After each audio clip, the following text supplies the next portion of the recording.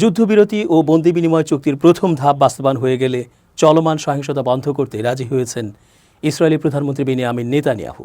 ফিলিস্তিনি প্রতিরোধ আন্দোলন হামাসের কয়েকটি সূত্র আল আরাবিয়াকে এই তথ্য নিশ্চিত করেছে।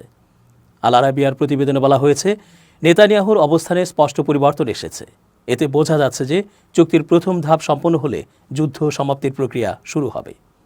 কিছুদিন আগে লেবানন ভিত্তিক গণমাধ্যম KAN নিউজ এক প্রতিবেদনে বলেছিল যে কাতার ইসরায়েলকে একটি ইতিবাচক বার্তা পাঠিয়েছে।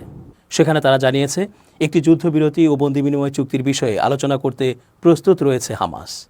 KAN-এর ওই প্রতিবেদনের পর আল আরাবিয়া এই প্রতিবেদনটি প্রকাশ করেছে।